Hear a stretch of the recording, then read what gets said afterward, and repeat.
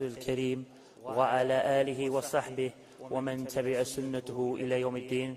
Assalamu alaikum wa rahmatullahi wa barakatuh. We'd like to welcome you all here today, ladies and gentlemen, honoured guests and viewers of various satellite channels, to this, the 12th Ramadan Forum, with the slogan this year of loyalty and belonging. And this year, we're coming to you for the first time here in Dubai World Trade Center. And now I will introduce you to today's speaker, Dr. Zakir Naik. A medical doctor by professional training, Dr. Zakir Naik is renowned as a dynamic international orator on Islam and comparative religion. Dr. Zakir Naik is the president of the Islamic Research Foundation in Mumbai. He is popular for his critical analysis and convincing answers to the challenging questions posed by audiences after his public talks. In the last 17 years, he has conducted over 2,000 public talks all over the world. Dr. Zakir Naik appears regularly on many international TV channels in more than 200 countries of the world. He is regularly invited for TV and radio interviews. More than 100 of his talks are available on DVDs and VCDs, and he has authored many books on Islam and comparative religion. He launched Peace TV English in January 2006, which is the largest watched Islamic as well as any religious satellite channel in the world. And with that, I hand over and invite Dr. Zakir Naik to the stage for his talk.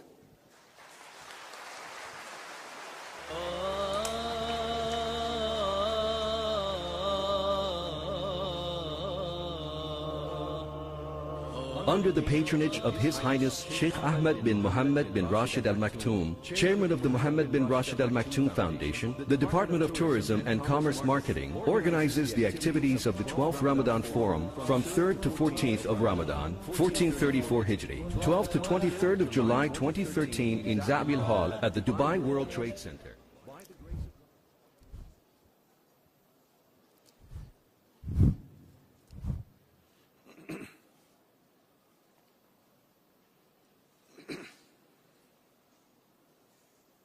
Alhamdulillah. Wassalatu wassalam ala Rasulillah wa ala alihi wa sahbihi ajmain. Amma ba'd. A'udhu billahi minash shaitanir rajim. Bismillahir rahmanir rahim. Awalam yara allazina kafaru anna as-samawati wal arda kanat ratkan fataknahuma wajalna min al-ma'i kulla shay'in hay afala yu'minun rabbi shrah li sadri wa yassir li amri wa halul 'uqdatam min lisani yafqahu qawli. My respected elders and my brothers and sisters, I welcome all of you with the Islamic greetings. Assalamu alaikum wa rahmatullahi wa barakatuh. May peace, mercy and blessings of Allah subhanahu wa ta'ala be on all of you. It's an honor and a pleasure for me to be invited for the second time in the Ramadan Forum organized by the Government of Tourism Dubai under the patronage of Sheikh Ahmed bin Mohammed bin Rashid Al Maktoum. And it's a pleasure for me always to keep on coming to the city of Dubai. The city of Dubai has become like my second home. The topic of this evening's talk of mine is Quran and modern science, compatible or incompatible. The glorious Quran is the last and final revelation of Allah subhanahu wa ta'ala, which was revealed to the last and final messenger prophet Muhammad, peace be upon him. For any book to claim that it is a message from Almighty God, for any book to claim that it is the word or revelation from Allah subhanahu wa ta'ala, it should pass the test of time. In the olden ages, it was the age of miracles. And the glorious Quran is the miracle of miracles. Later on came the age of literature and poetry. Muslim and non-Muslim Arabic scholars alike, they acclaim the glorious Quran to be the best Arabic literature available on the face of the earth. And Allah subhanahu wa ta'ala gives a challenge in the Quran, in Surah Baqarah, chapter number 2, verse number 23 and 24, which says, وَإِن كُنْتُمْ فِي رَيْبٍ مِّمَّا نَزَّلْنَا عَنْ عَبْدِنَا. And if you are in doubt as what we have produced to our servant from time to time, فَأْتُوا بِسُورَةٍ مِّن مِثْلِهِ, produce a surah somewhat similar to it. وَادْعُوا شُهَدَاءَكُم مِّن دُونِ اللَّهِ إِن كُنتُمْ صَادِقِينَ, and call forth your helpers and protectors if the enemy besides Allah, but if your doubts are true. فَإِن لَمْ تَفْعَلُوا, but if you cannot, وَلَن تَفْعَلُوا, and of a surety cannot, فَاتَّقُوا النَّارَ الَّتِي وَقُودُهَا النَّاسُ وَالْحِجَارَةُ وَأُعِدَّتْ لِلْكَافِرِينَ, then prepare for the fire whose fuel is men and stones, for those who reject faith. This is a challenge given in the glorious Quran to the whole of humankind to try and produce a single surah somewhat similar to any of the surah of the glorious Quran. No one has been able to do it, and no one will be able to do it. This is the standing challenge. That is the reason the glorious Quran is the best Arabic literature available on the face of the earth. But today, if a religious book in a very poetic fashion says that the world is flat, will a modern man believe in it? And the answer is no. Because today is not the age of literature and poetry. Today is the age of science and technology. So let us analyze today whether the glorious Quran is compatible or incompatible with modern science. According to the famous physicist and the Nobel Prize winner, Albert Einstein, he said that science without religion is lame, and religion without science is blind. Let me repeat the statement of Albert Einstein, the famous physicist and Nobel Prize winner. He said that science without religion is lame, and religion without science is blind. Let me remind you that the glorious Quran is not a book of science, S-C-I-E-N-C-E, but it's a book of signs, S-I-G-N-S. It's a book of ayats. And there are more than 6,000 ayats, more than 6,000 signs in the glorious Quran, out of which more than 1,000 speak about science. As far as my talk today is concerned, I will only be speaking about scientific facts which have been established. I will not be speaking about scientific theories and hypotheses, which all of us know very well, that many a times these theories and hypotheses, they take U-turn. In the field of astronomy, there were a couple of scientists who described about 40 years back how did the universe come into existence. And this they called as the Big Bang. And they said that initially our whole universe was one primary nebula.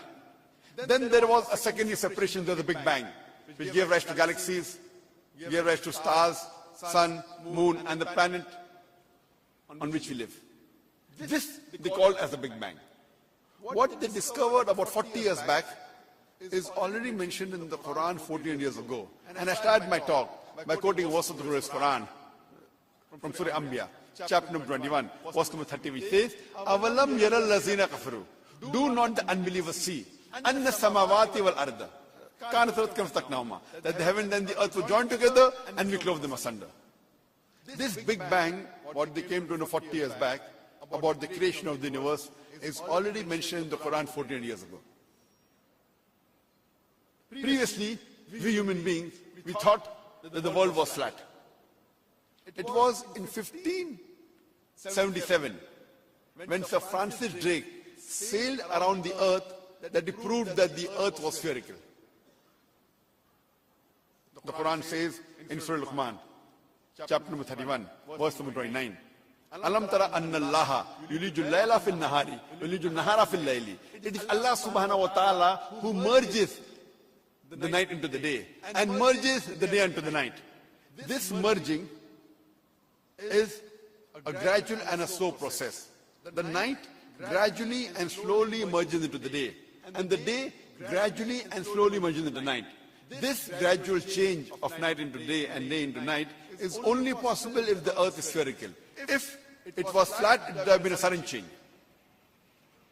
Furthermore, the Quran says in Surah Az-Zumar, chapter number 39, verse number 5, that the day overlaps over the night and the night overlaps over the day. The Arabic word used here is kawara, which means to overlap, like how you overlap a turban onto the head. The same way the night overlaps onto the day and the day overlaps onto the night. This is only possible if the shape of the earth is spherical. Furthermore, the Quran says in Surah Naziyat, chapter number 79, verse number 30, وَالْأَرْضَ بَعْدَ ذَلِكَ دَحَاهَا. And thereafter, we have made the earth egg-shaped. The Arabic word dahaha, one of its meaning is an expanse, and the earth is an expanse. The other meaning is derived from the Arabic word duyya, which means an egg. And we know today that the world is not completely round like a ball. It is geospherical in shape. It is starting from the pole and bulging from the center. And the Arabic word duyya doesn't refer to a normal egg. It specifically refers to the egg of an ostrich. And if we analyze the shape of the egg of an ostrich, that too is geospherical in shape. Imagine, the glorious Quran describes the geospherical shape of the earth 1400 years back, which we came to know recently. Previously, we human beings, we thought that the light of the moon was its own light. It was recently, 200 years back, 300 years back, we came to know that the light of the moon is not its own light, but it's a reflected light of the sun. The Quran mentions in Surah Furqan, chapter number 25, verse number 61, blessed is he who has placed the constellation in the sky, who has made the constellation in the sky, and placed therein sun having its own light, and moon having a reflection of light. The Arabic word used for the sun in the glorious Quran is shams, and its light is always described as siraj, wahaj or diya, meaning a torch, blazing lamp or a shining glory. The Arabic word for moon is qamar. Its light is always described as munir or nur, meaning borrowed light or reflected light. Nowhere in the Quran is the moonlight described as siraj, wahaj or diya, meaning having its own light. It's always described as munir or nur, meaning borrowed light or reflection of light. And the same message is repeated in Surah Nuh, chapter number 71, verse number 15 and 16, that the light of the moon is its own light, and the light of the sun is borrowed light. Previously, since the time of Ptolemy, in 2nd century BC, the scientists, they believed in a theory known as geocentrism. And they thought that the earth was the center of the universe, and all the other planets and the sun, they revolve around the earth. It was in 17th century, in 1622, that Copernicus, he said that it is not the earth which is the center of the universe, it is the sun which is center of the solar system. And it is not the sun which revolves around the earth, it is the earth and the other planets which revolve around the sun. And later on in 1609, Johannes Kepler wrote in his book called Astronova Nova that not only do the planets revolve around the sun, but they also rotate about their own axis. And when I was in school, I had learned the same thing. But I had learned that the sun did not rotate about its own axis. The solar system revolved, but the sun did not rotate about its own axis, like the planets and the moon. But there's a verse in the Quran which I read when I was in school, in Surah Anbiya, chapter number 21, verse number 33, which says, هُوَ الَّذِي خَلَقَ اللَّيْلَ وَالنَّهَارَ. It's Allah who has created the night and the day. وَالشَّمْسَ وَالْقَمَرَ, the sun and the moon. كُلٌّ فِي فَلْكِ يَسْبَحُونَ, each one traveling in orbit with its own motion. So the Quran says that the sun and the moon, besides revolving, it also rotates about its own axis. The Arabic word used is yasbahun, derived from the Arabic word sabaha, which describes the motion of a moving body. When I use this Arabic word for a person on the floor, it will not mean he's rolling, it will mean he's running or walking. If I use this word for a person in water, it will not mean he is floating, it will mean he's swimming. Similarly, when the Quran uses this word, yasbahun, for a celestial body, it doesn't mean it's flying, it means it's rotating about its own axis. So the Quran says, besides the moon, even the sun revolves as well as rotates about their own axis. And today, with the help of an equipment, we can have the image of the sun on a tabletop, and we see that the sun has got black spots. And these black spots take about 25 days to complete one rotation, indicating that the sun takes 25 days to complete one rotation.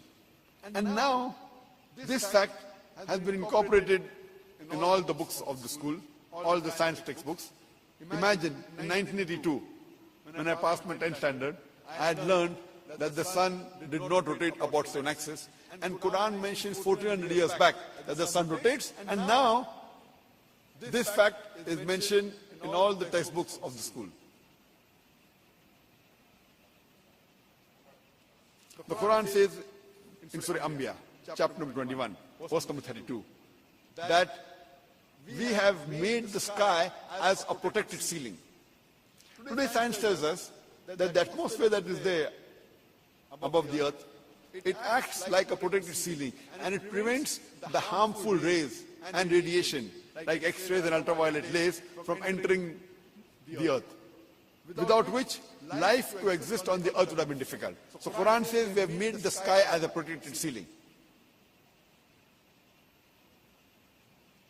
The Quran says in Surah Yasin, chapter number 36, verse number 34, وَالشَّمْسَ تَجْرِي لِاسْتَقَمِّرْ لَهَا وَالشَّمْسِ تَجْرِي لِاسْتَقَمِّرْ لَهَا, that the sun is running its course to a place determined, for a period determined. The Arabic word used is mustaqar, meaning to a place determined, for a period determined. And today science tells us that the sunlight we have is due to a chemical reaction which is taking place since billions of years. And one day, this chemical reaction will cease, and the sun will cease to exist, and so will life on the face of the earth. The scientists say that will take another billion years more. And today the science also tells us that the sun, along with the solar system, is going towards a point in the universe known as Alpha Lyra, point in the Hercules, at a speed of 12 miles per second. So the translation of the Arabic word mustaqar, for a period determined, to a place determined. It's going to a place determined, and it's also running for a period. So both these meanings are applicable, what science has discovered today. When I was in school, I had learned that there are three states of matter: solid, liquid, and gas. And I had learned that time that the space outside the organized astronomical places, it was vacuum. Outside the organized astronomical, the space was called a vacuum. Today, after science has developed and advanced, we have come to know that there are interstellar matter that is present in between the organized astronomical systems. And this, today science calls as plasma, and which today science calls it as the fourth state of matter. And Quran says in Surah Furqan, chapter number 25, verse number 59, it is Allah subhanahu wa ta'ala who has created the heaven and the earth and everything in between. The Quran says Allah has created even things in between the heavens and the earth, which science previously considered as vacuum. But Quran says He has created things in between also, and today science has discovered, and it calls this interstellar matter as plasma.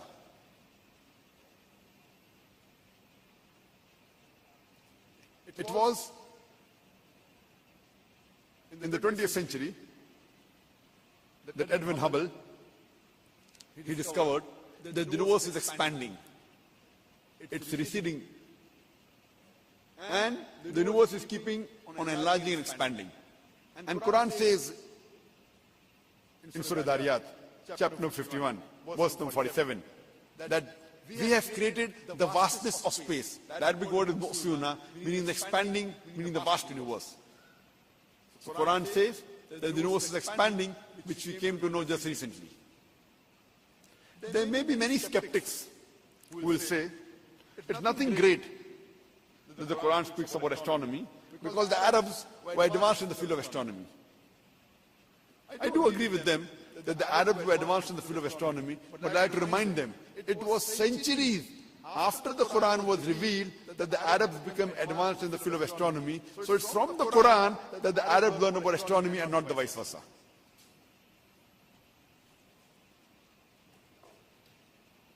In the field of physics, there's a very famous theory called as theory of atomism, which was propounded by the Greeks, especially by a person by the name of Democritus. And this theory says that atom is the smallest part of matter. And this was known to the world and believed by the world. The atom is the smallest part of matter which cannot be divided further. And even the Arabs believed in this. And the Arabic word used for atom is zarra. But today, after science advanced, we have come to know that though atom is the smallest particle of matter, having the characteristics of the element, it too can be divided into electrons, into protons. The Quran speaks about zarra, about the atom, and it says it is a smallest part. So people may think that the Quran is outdated after science advanced. In fact, if you read the Quran, it's mentioned in Surah Sabah, chapter number 34, verse number 3, that when they ask that when will the hour come, tell them it will surely come with the permission of thy Lord, who has in his knowledge the smallest detail of an atom, and in whose record is propitious things smaller and greater than the atom.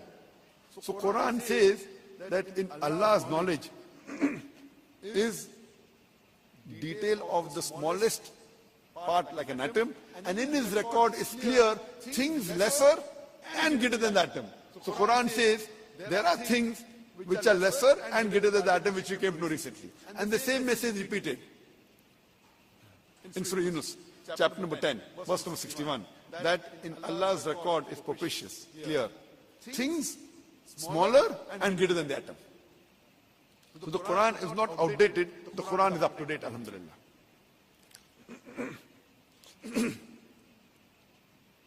In the field of hydrology, we learned in school about the water cycle. What we learned in the school water cycle was first described by Sir Bernard Palissy in the year 1580. And what we learned in school, that the water evaporates from the ocean, it rises, it forms into clouds, it moves into the interior, it falls down as rain, and then it forms lakes and streams which flow back into the ocean, and water cycle is complete. Previously, we did not know about the water cycle. It was only described the first time in 1580. Previously, in 7th century, Tales of Meletus, he said that it is the spray of the ocean, which is picked up by the winds, which fall into the interior as rainwater. We did not know from where did the underground water come. People thought it was the pressure of the winds that was put on the ocean, which forced the water into the interior. And people thought there was a secret passage which flowed back into the ocean. At the time of Plato, it was called as Tartarus. This was believed till as late as 17th century, even by scientists like Descartes. And Aristotle, his theory was that the mountain caverns, it stored water which fed to springs. Today we come to know that the underground water is due to the seepage of the rainwater in cracks in the ground, which we came to know recently.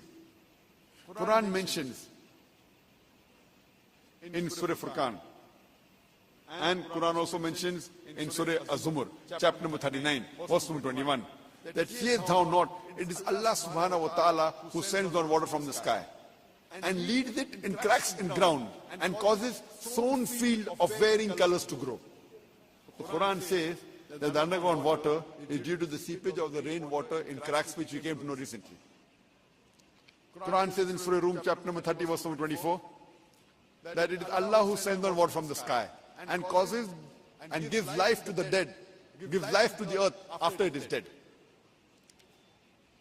Quran says in Surah Mu'minun, chapter number 23, verse number 18, that it is Allah who sends the water from the sky, and He is able to store the water, and He is even able to drain it.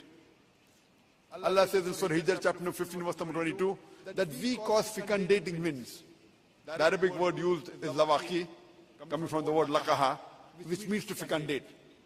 And today science tells us that the clouds, when they gather, the pollen that's picked up by the air, they act as, they go into the clouds, and because of which you find that the rainwater comes. And the rainwater is also due to the joining of the clouds. So these two processes is the reason how the water comes from the sky. The Quran says in Surah Rum, chapter number 30, verse number 48, that, is the microphone ready? Can I use it?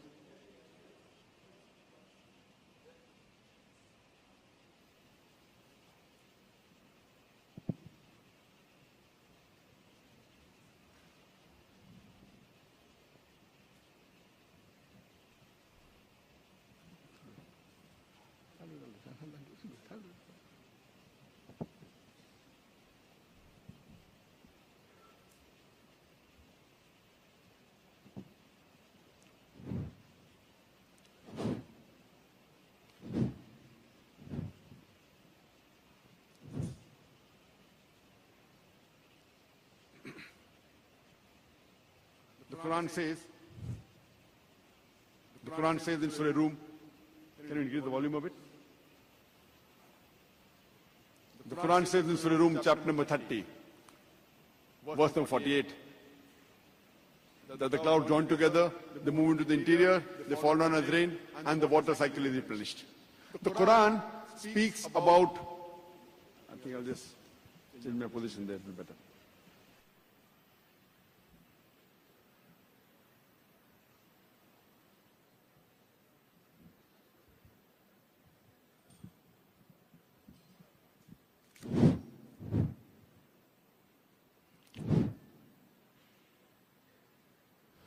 The Quran speaks about the water cycle in great detail in several places. The Quran says in Surah Araf, chapter number 7, verse 57. In Surah Rod, chapter number 13, verse number 17. In Surah Furqan, chapter number 25, verse number 40 to 49. In Surah Fatir, chapter number 35, verse number 9. In Surah Yasin, chapter number 36, verse number 34. The Quran speaks of water cycle in Surah Qaf, chapter number 50, verse number 8 and 9. In Surah Waqia, chapter number 56, verse number 67 to 70. The Quran speaks of water cycle in Surah Mulk, chapter number 67, verse number 30. In Surah Tariq, chapter number 3, verse number 11. In several places, the Quran speaks about the water cycle in great detail. In the field of oceanology, the Quran says in Surah Furqan, chapter number 25, verse number 53, that it is Allah subhanahu wa ta'ala who lets free two bodies of flowing water, one sweet and palatable, the other salt and bitter. Though they meet and mix, there is a barrier which is forbidden to be trespassed. The Quran says in Surah Rahman, chapter number 55, verse number 19 and 20, Marajal Bahnani al-Taqyan, Bainahum la barzakhiyan, that it is Allah subhanahu wa ta'ala who has let free two bodies of flowing water. Though they meet and mix, there is a barrier which is forbidden to be trespassed. Previously, the commentators of the Quran, they could not understand what does the Quran mean by saying that the two types of water, salt and sweet, they meet and they mix, but there is a barrier which is forbidden to be trespassed. It is contradicting. Today, after science advance, we have come to know that whenever one type of water flows into the other type of water, it loses its constituents and gets homogenized into the water it flows. This slanting barrier, which the Quran refers to as barzakh, today science tells as the transitional homogenizing area. So today science says that whenever one type of water flows into the other type of water, it loses its constituents and gets homogenized into the water it flows. So both these water, though they meet and they mix, they are distinct. Even the temperature between these two water differs. One is sweet and the other is salty. And this phenomena can be seen very well. If you go to Egypt, when River Nile flows into the Mediterranean Sea, and in South Africa, in the Cape Point, in the southernmost tip in Cape Town, where we see even the colors between these two waters differ.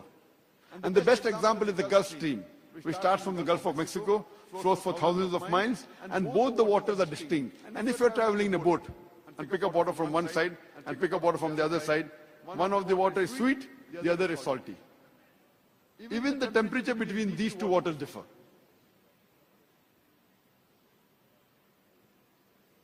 In the field of hydrology, the Quran says in Surah Nur, chapter number 24, verse number 40, that the unbeliever's state is like the depths of the darkness in a dark sea. The state of the unbeliever's mind is like the depths of darkness in a vast deep ocean. Waves topped with dark clouds. When a man stretches his hand, he can hardly see it. For to whom Allah gives no light reaches him. This verse of the Quran of Surah Nur, chapter number 24, verse number 40, was shown to Prophet Durga Rao. And he was asked to give his comments. And he was shocked. He said, how could this verse, which was revealed 1400 years ago, could mention such scientific facts which you came to recently? Previously, we human beings, we did not know that the depths of the ocean were dark. Because a human being cannot go unaided underwater more than 20 to 30 meters. And even with aid, it cannot go more than 200 meters, a human being.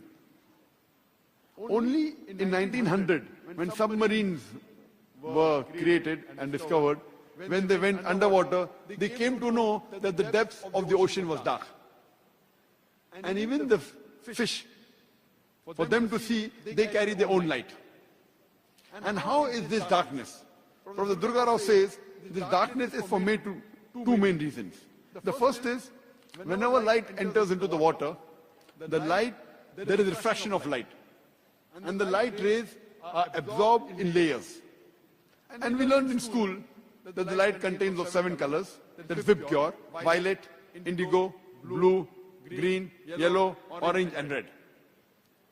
So when light enters the water, the first 15 to 20 meter, it absorbs the red color. That's the reason if a man dives underwater, more than 25 meters, and if he bleeds, he will not be able to see the red color of his blood, because red color does not reach that part of the ocean. From 30 to 50 meters, the orange color is absorbed. From 50 to 100 meters, the yellow color is absorbed. From 100 to 200 meters, green color is absorbed. And beyond 200 meters, the blue color is absorbed. And violet and indigo is much above that. And if you go underwater more than 1,000 meters, it's completely dark. This was discovered only after science is advanced. This is the first reason of the darkness in the depths of the ocean. The second reason is that when sunlight is before reaching the earth, many a times it's obstructed by the clouds. And you find that there's a dark patch below the cloud. The light is absorbed by the clouds. Those light rays which are not absorbed by the clouds, it reaches the ocean. And many a times by the superficial waves on the top, it is reflected.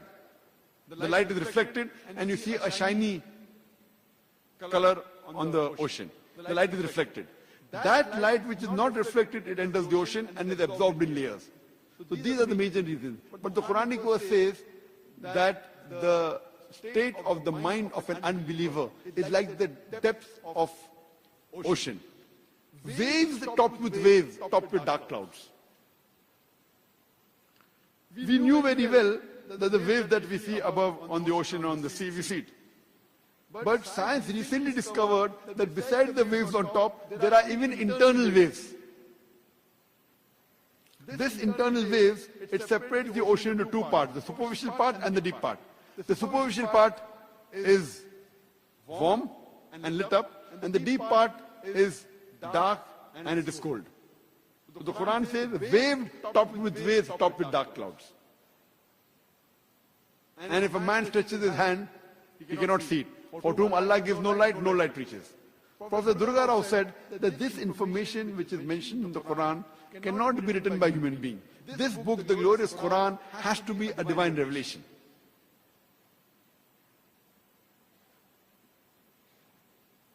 In the field of geology, the scientists they tell us that the radius of the earth is approximately 3,750 miles. And the deeper layer, it is hot and fluid and cannot sustain life. And the superficial layer on the earth crust on which we live is about 1 to 30 miles in thickness. It is due to the folding phenomena which gives rise to mountain ranges, which gives stability to the earth. It is due to the folding phenomena which gives rise to mountain ranges due to which the earth is stable. The Quran says in Surah Naba, chapter number 78, verse number 6 and 7, it says that we have made the earth as an expanse. Well, Jibala Autada, and the mountains as stakes. The Arabic word used for mountains is autad, meaning stakes, meaning tent pegs. How when you put a tent peg into the ground, the major portion goes underground and the head remains on top. Similarly, the Quran describes the mountains as stakes, as tent pegs. The mountain that we see above the superficial part of the earth is a very small portion. What we see inside underground, the roots of the mountain are much more deeper than what we see on top. Like when we see an iceberg in the ocean, the top part that we see above the water is a small percentage. The major portion is below in the water. Similarly, the mountains, what we see on top is a small portion. The mountain has got deep roots. And this gives stability to the earth. As the Quran says in Surah Anbiya, chapter number 21, verse number 31, that we have placed on the mountains, we have placed on the earth, mountain standing firm, lest it would shake with you. So Quran describes the function of the mountain as to prevent the earth from shaking. One of the most famous books in the subject of geology is The Earth. And this book is referred by most of the universities in the subject of geology. And one of its authors, his name is Frank Press, Dr. Frank Press, who was the president of the Academy of Sciences of USA previously. He was also the science advisor to the ex-president of USA, Jimmy Carter.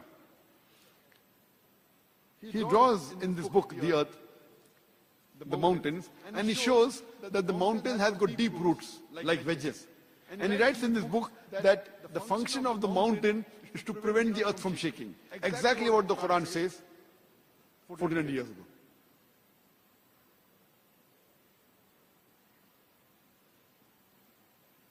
In the field of biology, the Quran says in Surah Anbiya, chapter number 21, verse number 30, وَجَعَلْنَا مِنَ الْمَاءِ كُلَّ شَيْءٍ أَفَلَا يُؤْمِنُونَ. We have created everything from water. We have created every living thing from water. Will you not then believe? Imagine in the deserts of Arabia, 1400 years back, the Quran says every living thing is made of water. Who would have believed in it? Today, after science advance, we have come to know that every living creature is made up of cells. And the basic unit of cell is cytoplasm, which contains 80% water. Today, science tells us that every living creature has 50 to 90% water. What we came to know recently, Quran mentioned 14 years ago, that He has created every living thing from water. The Quran says in Surah Nur, chapter number 24, verse 45, that we have created every animal from water. Quran says in Surah Furqan, chapter number 25, verse 54, we have created every human being from water. In the field of botany, previously we thought that, like the human beings, the plants did not have sexes. It's recently we have come to 100 years back, 200 years back, 300 years back, that even the plants have got sexes, male and female. Quran says in Surah Taha, chapter number 20, verse 53, it is Allah subhanahu wa ta'ala who sends down water from the sky. And from it, He brings forth various plants in pairs, each separate from the other. The Quran says that the plants are created in pairs, azwaj, male and female. Today, science after advance, we have come to know that even the plants have got sexes, male and female, which we learn in school. Quran says in Surah Ra'd, chapter number 13, verse number 3, we have created every kind of fruit in pairs, twos and twos. The Quran says in Surah Dariyat, chapter number 51, verse number 49, that we have created every living thing. We have created everything in pairs. We have created everything in pairs. For example, even electricity. Today science tells us it has got pairs, negative and positively charged ions. The protons and the electrons. Quran says in Surah Yasin, chapter 36, verse number 36, Allah subhanahu wa ta'ala has created everything what the earth produces in pairs. Also its humankind in pairs. And things which the human beings don't know, even that in pairs. So the Quran says, not only Allah has created everything what the earth produces in pairs, and the human beings in pairs, He has even created everything what the human being doesn't know in pairs. So science hasn't advanced that far to acknowledge everything has been created in pairs. But the Quran says, even what the human beings don't know, Allah has created in pairs. In the subject of zoology, the Quran says in Surah Anam, chapter number 6, verse number 38, it is Allah subhanahu wa ta'ala who has created every animal that lives on the earth and every bird that flies in the air to live in communities like the human beings. Today science tells us that the animals and birds, they live in communities like the human beings. Quran says in Surah Nahl, chapter number 16, verse number 68 and 69, that the Lord has taught the bee to build its cells in hills, in trees, and in human habitations, and to find the spacious path of thy Lord with great skill. What does the Quran mean by saying that Almighty Allah subhanahu wa ta'ala has taught the bee to find the spacious path of thy Lord with great skill? Today, after science advance, we have come to know that whenever a bee finds a new flower or a new garden, it goes and tells its fellow bee the exact direction of the new flower or the new garden by a process known as bee dance. And Sir Fresh, in 1973, he got a Nobel Prize for describing the behavior of the bee, which the Quran mentioned 1400 years ago. Further, in Surah Nahl, chapter number 16, verse number 68 and 69, the gender used for the female bee is fasluki or kuli, meaning a female gender. The Quran says the worker bees are female bees. Previously we thought it was the male bees which were the worker bee. No wonder Shakespeare, in his play Henry IV, he says that the soldiers, the male bees, the soldiers, they go out and they report to the king.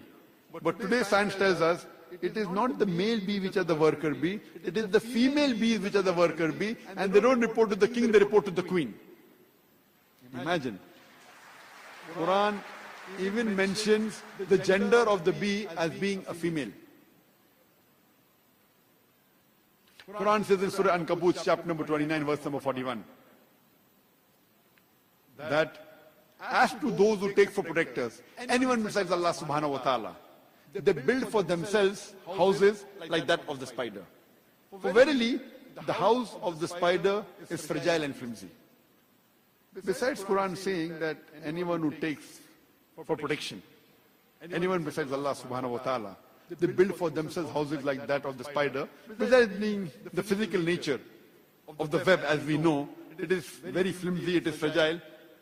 Today science tells us that even the family relationships in the spider is not correct. Many a times, the female spider kills the male spider, and she is called as the black widow.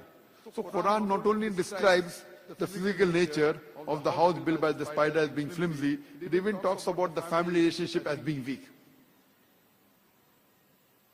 Quran says in Surah Namal, chapter number 27, verse number 17 and 18, that when Solomon, before Solomon marshaled his army of birds, men, jinns, and when they approached a lowly valley of ants, one of the ants said, "O ye ants, get into the human habitations, lest Solomon and his army will trample you beneath the feet." People may think, what kind of a fairy tale book is the Quran? The ants, they're talking among themselves? It sounds like a fairy tale book. Today, after science advance, we have come to know that the animal or insect which has the closest resemblance to the lifestyle of the human being, it is the ant. The ant buries the dead the same way as the human beings do. They have a sophisticated method of labor in which they have a manager, they have a foreman, they have a supervisor, they have workers. They very often meet and they chat. They have a sophisticated method of communication. The ants even have marketplaces where they exchange goods. You know how we have souk, marketplace? So even the ants have got marketplaces the same way as human beings where they exchange goods. And if the grain they are storing, if it gets wet, the ant gets it into the sunlight to dry as though it knew that humidity will cause rotting of the grain. And if the grain begins to bud, they chop off the bud as though they knew that budding will cause rotting of the grain. In the field of medicine, the Quran says in Surah Nahl, chapter number 16, verse number 69, that from the belly of the bee, you get a drink of varying colors in which there is healing for humankind. Previously, we did not know that the honey we get is derived from the belly of the bee. We came to know 300 years back that the honey is from the belly of the bee. And today science tells us that there are mild antiseptic properties in the honey. No wonder the Russian soldiers in World War II, they used honey to cover up their wound, which due to the density, the fungus and bacteria was prevented to grow in the wound. It prevented the absorption of water, and the healing was done with leaving of very little scar tissue. And if honey obtained from a plant is given to a person who has allergy to that plant, that person starts developing resistance to the allergy. So Quran mentions in the honey there is healing for humankind, which we have came to know recently. In the field of physiology, it was 600 years after the Quran was revealed that Ibn Nafis, he described the blood circulation. And 400 years later, that is 1000 years after the Quran was revealed, William Harvey made it famous to the world. In school, we learn about William Harvey. He described the blood circulation. We hardly hear about Ibn Nafis. It was Ibn Nafis, 400 years before William Harvey, who discovered and described the blood circulation. William Harvey made it famous to the Western world. In short, the food that we eat, it enters the stomach. From the stomach, it goes into the intestine. From the intestine, the food constituents enters into the bloodstream.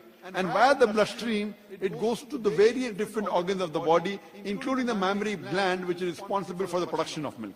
The Quran mentioned the blood circulation and the production of milk in a nutshell. The Quran says in Surah Nahl, chapter number 16, verse number 66, verily in the cattle is a lesson for you. We give you to drink from what is within the body, coming from a conjunction between the constituents of intestine and blood, milk which is pure for you to have. The same message is repeated in Surah Mu'minun, chapter number 23, verse number 21. Verily in the cattle is a lesson for you. We give you to drink from what is within the body, milk which is pure for you to have. And in the cattle there are various benefits, and all the meat you can eat. So Quran describes in a nutshell the blood circulation and the production of milk, which you came to know recently.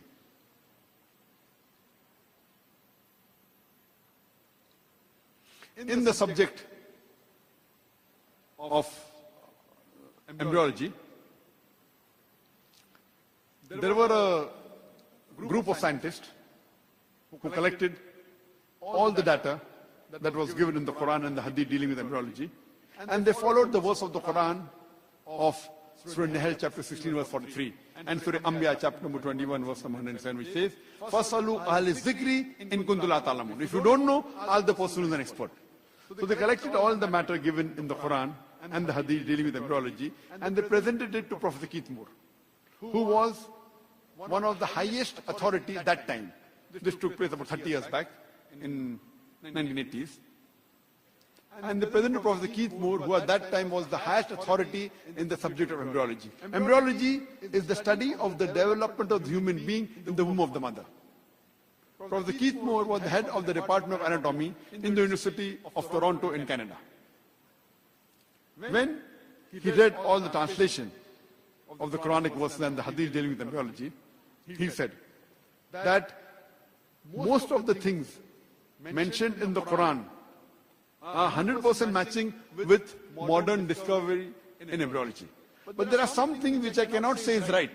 Neither can I say it is wrong because I myself don't know about it. And two such verses of the Quran were the first two verses of the Quran to be revealed of Surah Iqra, chapter number 96, or Surah Alaq, chapter 96, verse number 1 and 2, which says, Iqra bismi rabbikal ladzi khalaq, khalaqal insana min alaq. Read, recite, or proclaim in the name of the Lord who has created, who created the human being from something which clings a leech-like substance. So Professor Keithmore said, I do not know whether a human being in the initial stages looks like a leech or not.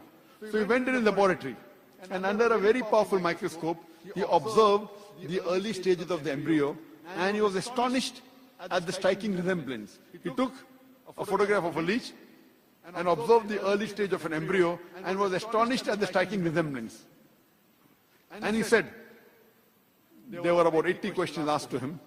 He said that if you would have asked me these questions 30 years before, that is about 65 years back, I would not be able to answer more than 50% because embryology is a branch of medicine which has developed recently. And he said that the new thing that he learned from the verses of the Quran and from the Hadith, incorporated in his book, The Developing Human. In his third edition, he wrote a book called Developing Human. In the third edition, in 1982, after incorporating the new information he got from the Quran and the Hadith, he got an award for the best medical book written by a single author in the world that time. And this book was translated into various different languages of the world.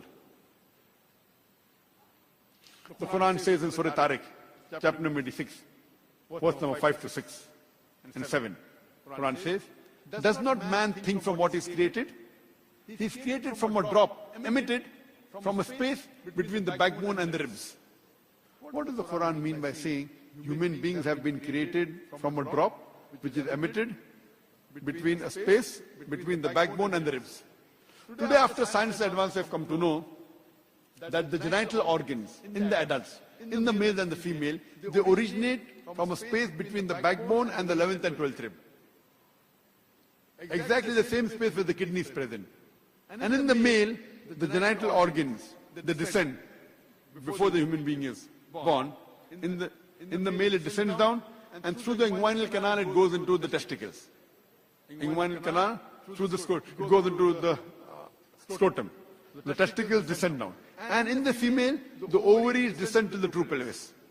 But even after these organs have been descended, yet they receive the blood supply from the same space, through the abdominal aorta, that is the backbone and the ribs. Even the nerve supply comes from the same space.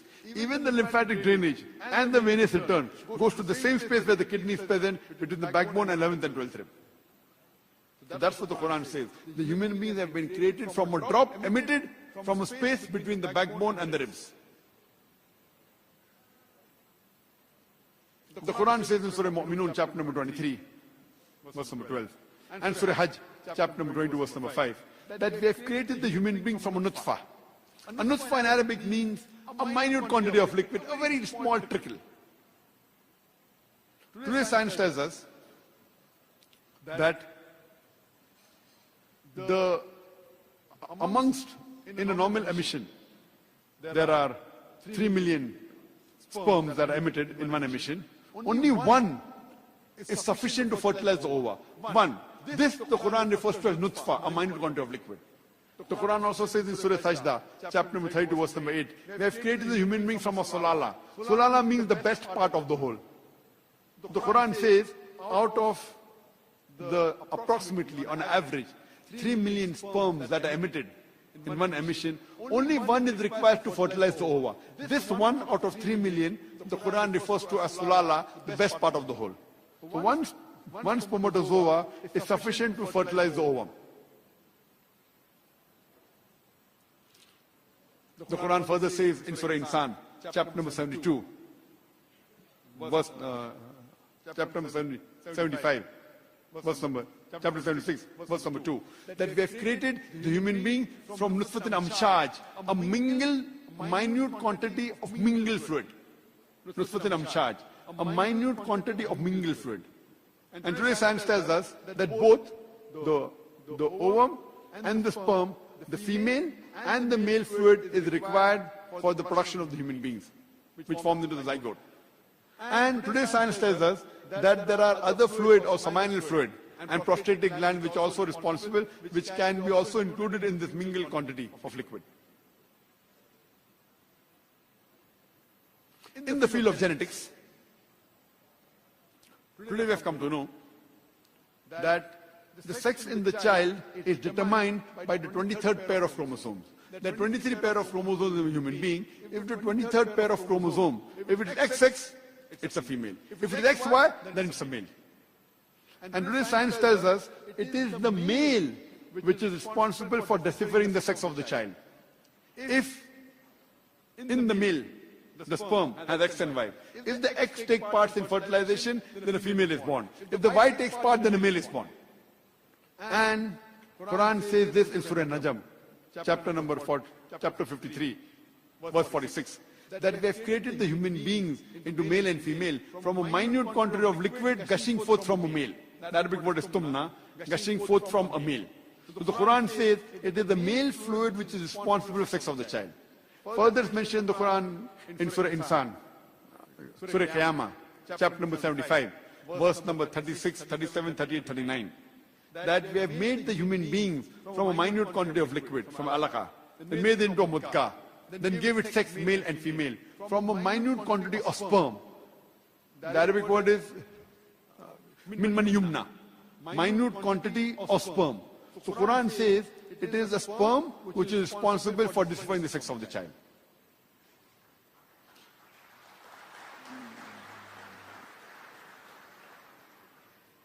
In the country where I come from, India, people normally prefer having daughters rather than sons for reasons best known to them.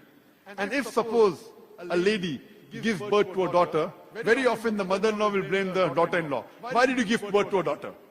Whether it's male or a female, it's the hands of Allah subhanahu wa ta'ala. But according to the Quran and according to science, it says it is the male fluid, it is the male which is responsible for the different sex of the child. So if the mother-in-law has to blame anyone, she should blame the son, not the daughter-in-law.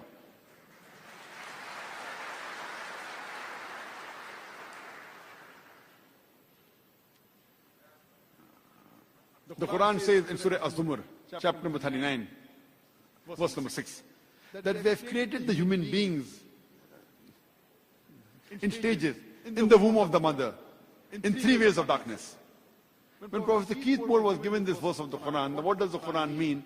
That we have created the human beings in stages, in the womb of the mother, in 3 ways of darkness. So Prophet Keith Moore said that these 3 ways of darkness refers to the anterior abdominal wall, it refers to the uterine wall, and the amniochorionic membrane. So these 3 ways of darkness is mentioned in the Quran. Furthermore, the Quran describes the various embryological stages in great detail. In Surah Mu'minun, chapter number 23, verse number 12 to 14. The Quran says, we have created the human being from a minute quantity of clay. And we placed him in a minute quantity of liquid, nutfa. We placed this nutfa into a qarar makin, a place of security. Then we made the nutfa into alaqa, a leech-like substance. Then we made the nutfa into mudga, a chewed-like lump. Then we made the mudga into izama, that is bone. Then we clothed the bones with flesh, lahem.